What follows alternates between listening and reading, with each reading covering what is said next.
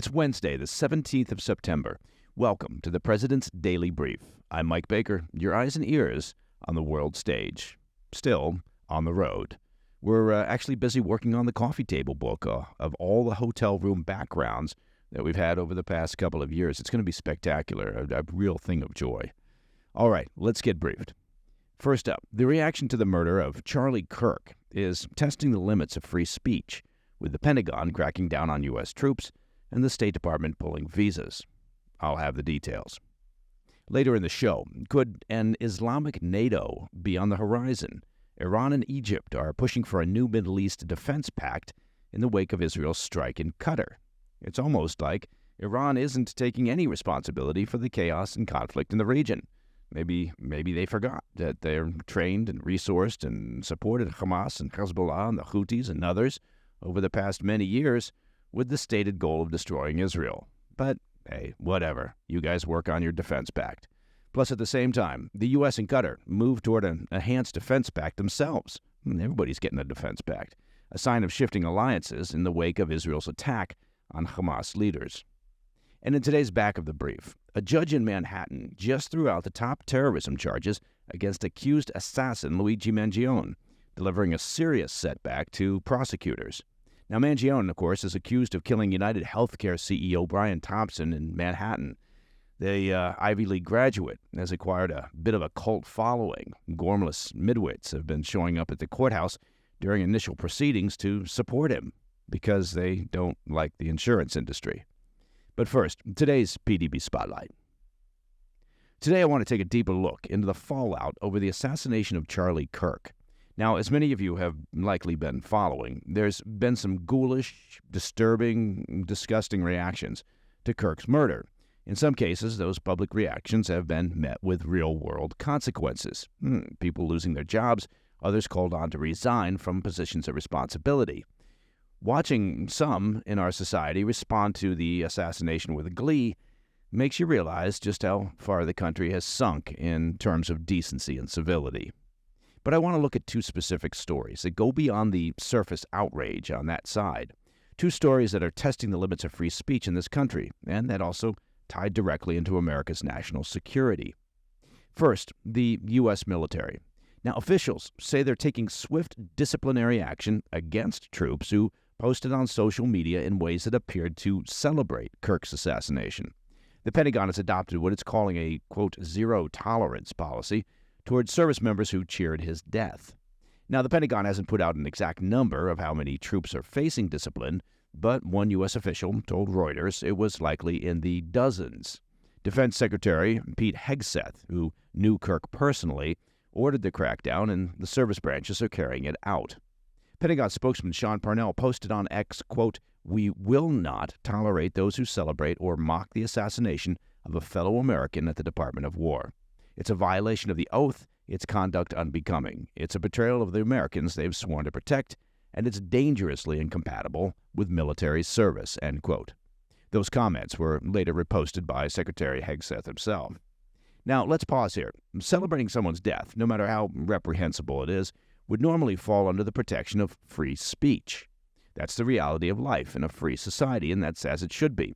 But members of the military don't live under the same rules as civilians. They have much less leeway when it comes to what they can say publicly, and with good reason. The military isn't just any workplace or just any workforce. It's the most powerful fighting force on the planet, armed with the most advanced weapons ever created. The standards for conduct have to be higher than what you'd expect at the average job. And so, members of the military live under what's called the Uniform Code of Military Justice. And of course you ask, does that have an acronym? Well, of course it does. It's the UCMJ. Now, the UCMJ is the legal system that governs all U.S. service members. Unlike civilians who enjoy broad First Amendment protections, troops are held to strict standards designed to preserve discipline, unity, and respect within the ranks. Under the UCMJ, service members can be punished for speech that undermines good order or that brings discredit to the armed forces, even if that same speech would be perfectly legal in civilian life. That covers contemptuous remarks about political leaders, extremist advocacy, or, as we're seeing here, celebrating acts of political violence. So, yes, the military is well within its authority to punish members who engage in this kind of public display, and it has ample justification to do so. Now, the second story I want to highlight comes on the immigration side. Secretary of State Marco Rubio announced on Monday that the Trump administration has begun revoking the visas of foreign nationals who, quote, celebrate the death of Charlie Kirk or other American citizens. He put it plainly, America will not host foreigners who celebrate the death of our fellow citizens. Visa revocations are underway, he said. If you are here on a visa and cheering on the public assassination of a political figure, prepare to be deported. You are not welcome in this country, end quote. Here again, we run into questions of free speech, but unlike with American citizens, visas are not a right, they are a privilege. And the State Department has a very broad discretion when it comes to issuing or revoking them. If officials determine that someone's behavior is contrary to America's interests or values, they can and often do pull that privilege. And there's plenty of precedent. Foreign nationals have lost visas or been denied entry for far less than celebrating an American's assassination. Back in 2005, the U.S. barred a radical cleric from Britain after he praised terrorism. He wasn't tied to a plot, but his rhetoric was enough to keep him out. In 2012, the State Department actually revoked the visa of India's Narendra Modi, years before he became prime minister, over concerns tied to sectarian violence. So the principle is clear. If you're a foreign national and your behavior crosses the line into celebrating violence against Americans, your visa can and often will be pulled. Taken together, the military's crackdown and the State Department's visa actions are two sides of the same coin. They're about drawing boundaries. Free speech is a bedrock value in America, of course, but it's not limitless. And when it collides with national security and public safety, those limits, consequences, can become very real. All right, coming up next, Iran and Egypt push for an Islamic NATO, while Washington edges closer to a defense pact with Qatar. I'll be right back. Hey, Mike Baker here. Now, let me take just a moment to talk about protecting your hard-earned assets. When you look around and you hear about inflation worries, for example, or you see that the U.S. national debt is over $37 trillion, or perhaps you just look around and see all the global uncertainty, do you ever think to yourself, maybe now would be a good time to buy gold? Well, that would be a logical thought. You see, whether it's a hedge against inflation or peace of mind during global instability or just for sensible diversification, gold has always been seen as a safe haven. And the Birch Gold Group believes every American should own physical gold. So, Birch Gold has created something special. Until the 30th of September, until the end of September, if you're a first-time gold buyer, Birch Gold is offering a rebate of up to $10,000 in free metals on qualifying purchases.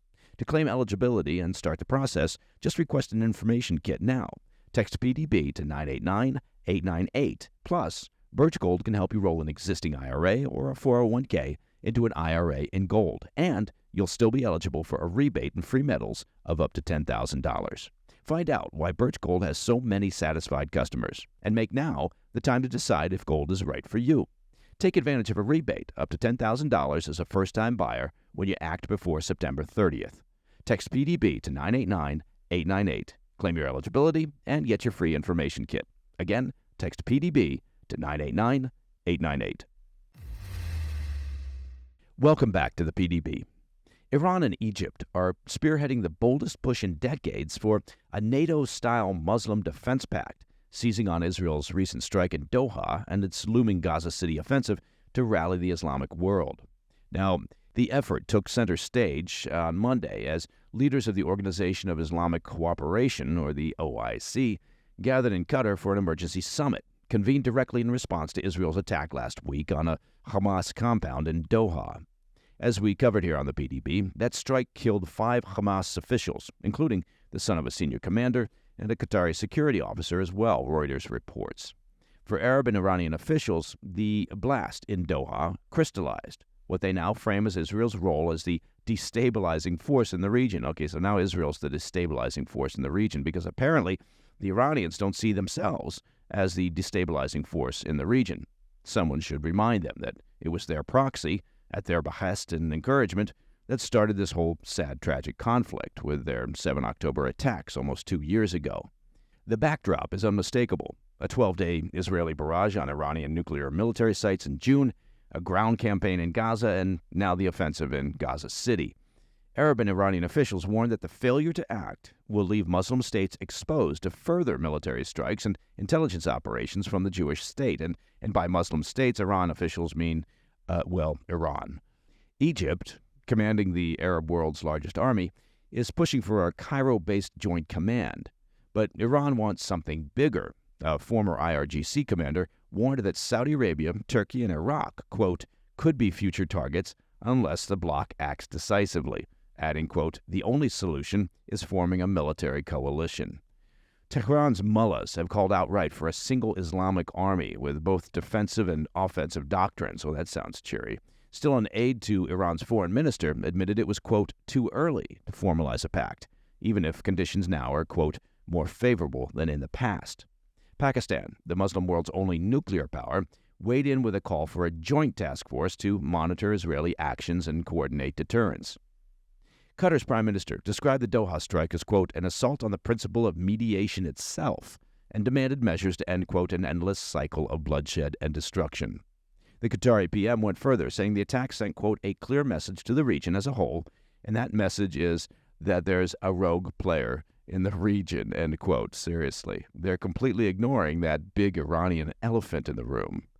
For the 57-nation OIC, long criticized as a body of merely symbolic declarations, Monday's summit became something of a stress test. Could fiery rhetoric be turned into military commitments?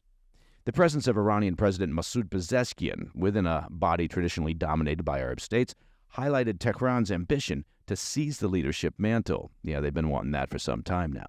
Meanwhile, Qatar's role as host of the largest U.S. military base in the region layered tension on Washington, sharpening the dilemma for the Trump administration.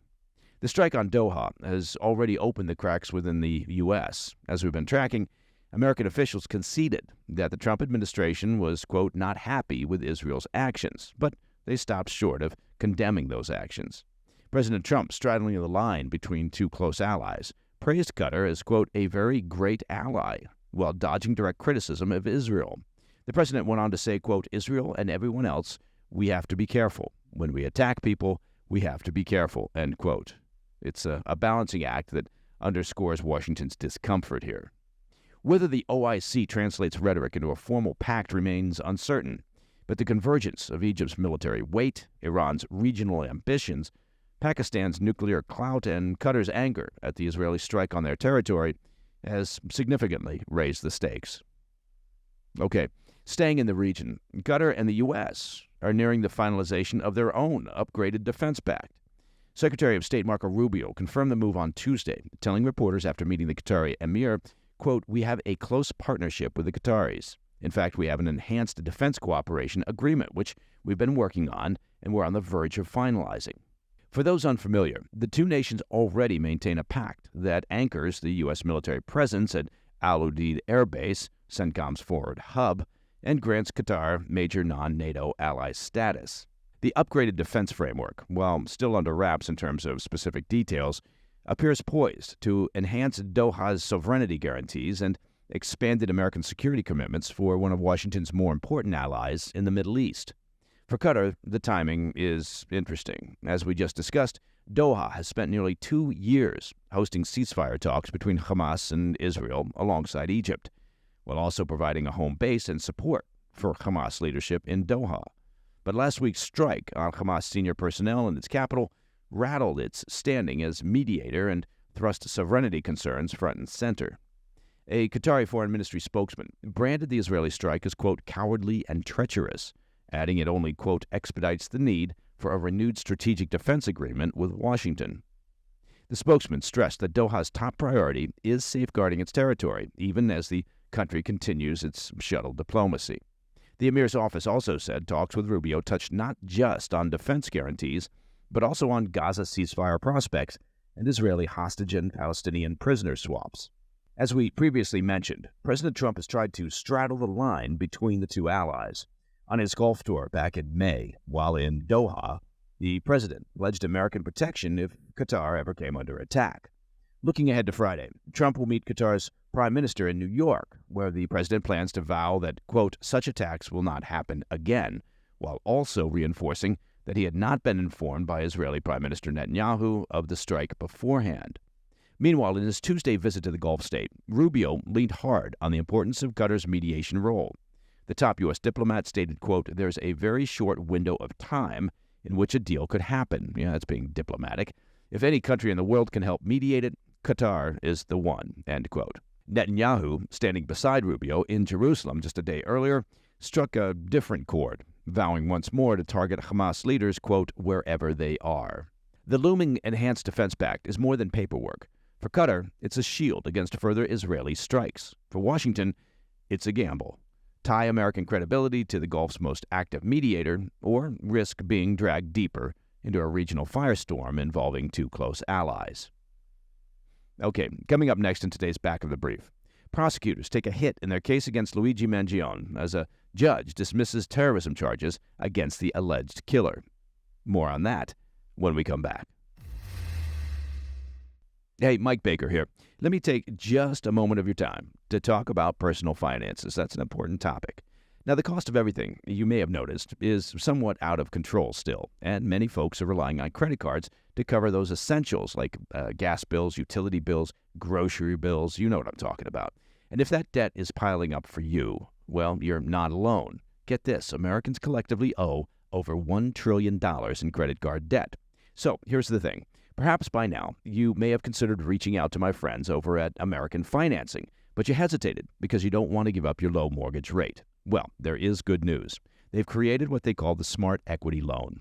It's a solution designed to help you take control of your finances without touching your current mortgage.